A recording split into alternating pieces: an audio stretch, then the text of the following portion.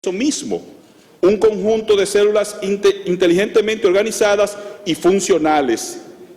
En otras ocasiones, intentarán disuadirnos creando sensibilidad social, como ha sucedido a través del planteamiento de la aprobación de la ley del aborto por las 3 causales, trayendo a juicio historias sin muchos datos objetivos y científicos, sino más bien apreciaciones o verdades a medias de parte de grupos sociales que desean desviarnos de la objetividad y manejarnos en el terreno sensible y subjetivo.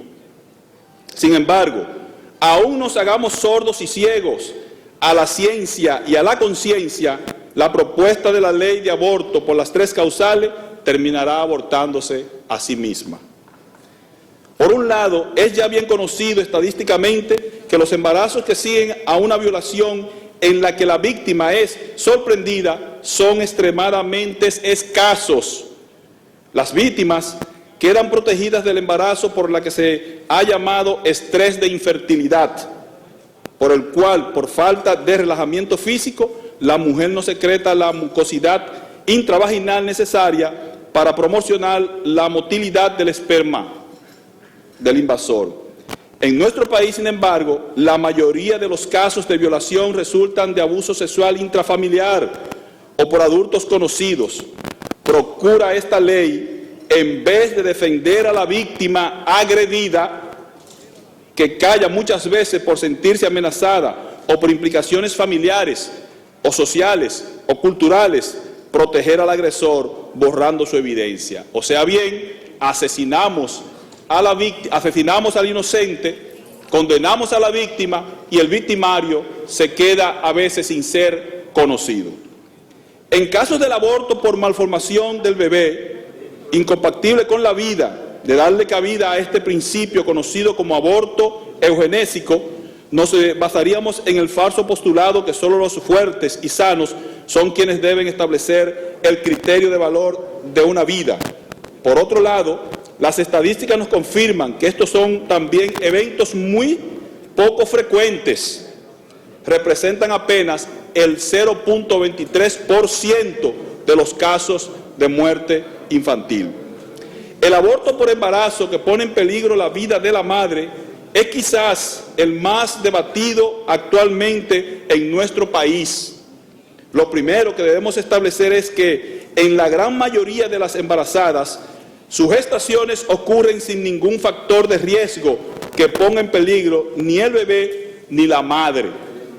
Es importante también aclarar que la gran mayoría de las situaciones que ponen en peligro la vida de la madre embarazada, hipertensión, diabetes, preeclampsia, obesidad, infecciones urinarias, son condiciones que se presentan en el tercer trimestre de embarazo y si bien pueden provocar un parto prematuro, usualmente son clínicamente manejables. Además, esto está cubierto en el artículo 42 de la Constitución, numeral primero. A los que dicen que afectan el aborto por las 3 causales, pero no el aborto libre, indirectamente apoyan el aborto libre. La mayoría de los abortos no son solicitados en base a las 3 causales, sino por mujeres entre 18 y 30 años de edad, que han quedado embarazadas de sus parejas.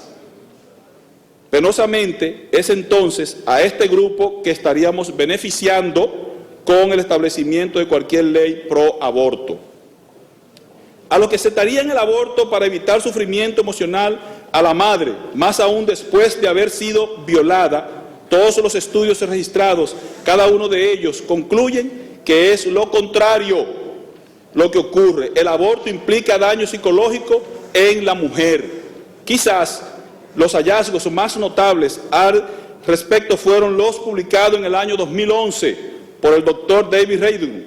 Los resultados mostraron que las mujeres que optaron por no abortar, ninguna dijo estar arrepentida de haber mantenido el curso de su embarazo.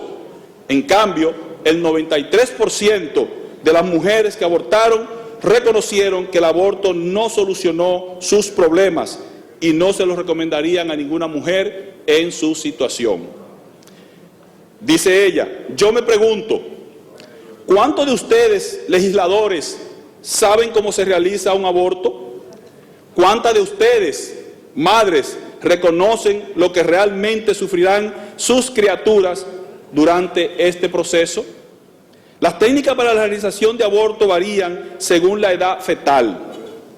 Si es temprano el embarazo, el médico debe elegir entre darle unas píldoras abortivas a la madre, las que producen un copioso sangrado y mucho dolor en la gestante, u optar por introducir una cánula plástica por el cuello uterino, por el cuello del útero, conectada a una potente máquina de aspiración para llegar hasta el área donde se encuentra el embrión.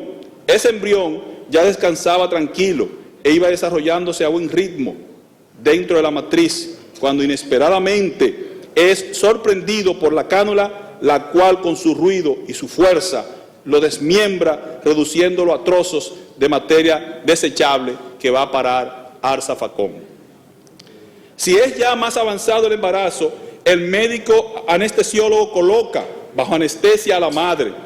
Mientras ella duerme y se ausenta su conciencia, el médico ginecólogo realizará el legrado, raspado o curetaje, en el que introduce en el útero una especie de cuchilla de bordes cortantes llamada legra o cureta, que destruye en trozos tanto a la placenta como al bebé que le contenía.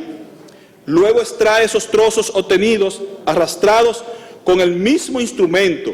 Si el embarazo ha superado las 12 semanas, las dificultades aumentan y ese médico debe aprender a triturar muy bien la cabeza del feto con un instrumento llamado perforador que se le clava al cráneo del bebé, reduciéndolo a trizas para ser aspirado y terminar toda esta vida en formación en una botella de cristal. En otras ocasiones, el bebé deberá pasar por la tortura de una muerte aún más dolorosa, cuando el médico inyecta una aguja que contiene solución salina hipertónica o solución de urea en el líquido amniótico en que vive, a través del abdomen de la mujer, de la madre.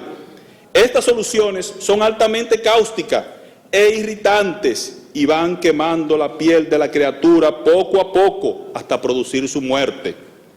Si queda aferrado a la vida y no termina de morir, con esta cruel tortura, el poco soplo de vida que le queda le será arrebatado a cuchilladas con un legrado o curetaje. Algunos alegan que el bebé no siente nada. Eso es falso. Desde antes de que la madre sepa que está embarazada, a las 2 semanas de gestación se inicia el desarrollo del sistema nervioso central. A las 3 semanas de vida empieza a diferenciarse el cerebro y el control del movimiento, la sensación y el dolor. A las 6 semanas ya se pueden registrar ondas cerebrales. ¿Cómo que no sienten dolor? Lo más penoso es que los trabajadores de la salud que laboren en el área de la medicina social y deciden no seguir los lineamientos de la ley pro aborto ya han sido susceptibles a ser enjuiciados por su acto de negligencia. La doctora menciona un caso muy interesante de un doctor, Leandro Rodríguez Lastra, quien fue condenado a 2 años de prisión, a 1 año y 2 meses de prisión y a no poder ejercer porque salvó a una madre y a una criatura que le llegaron con un aborto provocado fallido. Lo condenaron a él y el que provocó el aborto nunca se supo quién fue. Dice ella que trabajando con su padre, el doctor Acra, durante sus vacaciones, recuerdo en más de una ocasión a alguna madre acercarse en apuros deseando abortar, ya sea por la falta de dinero para mantener el embarazo, porque el marido la había abandonado o porque había padecido alguna enfermedad. El doctor siempre le respondía lo mismo: no te preocupes, vamos a tener a tu bebé y luego me lo das. Ella le reclamó que si le iba a llevar un bebé a su mamá sin informarle, y el doctor le contestó: no te